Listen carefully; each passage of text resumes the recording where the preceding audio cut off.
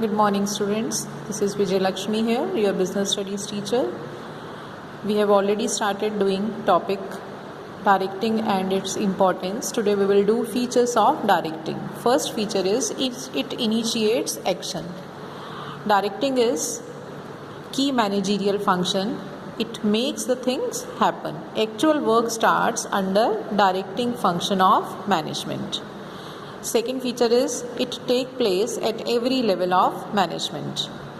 Directing is pervasive function. Directing takes place at superior subordinate relationship. Directions goes from top level to middle level to lower level, and from lower level to workers. Next one is it is a continuous process. It is ongoing function. There can be changes in employees, in managers, but directing takes place everywhere, as activities cannot be done without directions. For doing all the activities of the organization, directing function is required. Next one is it flows from top to bottom. Directing flows from top to bottom. First, initiated at top level management.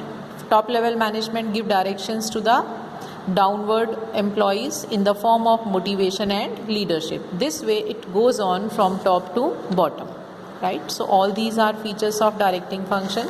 Next one is importance of directing. First point of importance is it initiates action. Directing helps to initiate action by people towards achieving the desired objectives.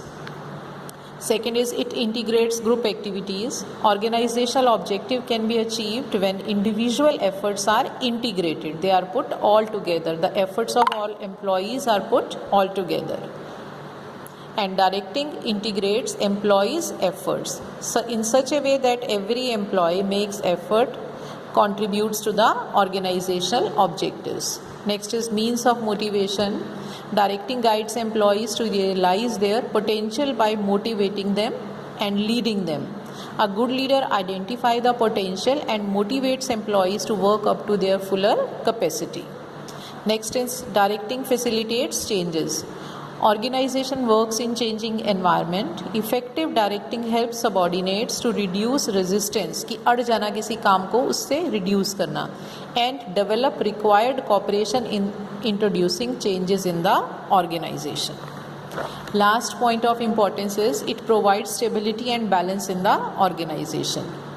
Effective directing promotes cooperation and commitment in organization. It helps to bring stability in the organization, and it also helps to achieve balance among various group activities and departments. I hope it is clear to you now. That's all for today. Thank you, children. Stay safe, stay healthy.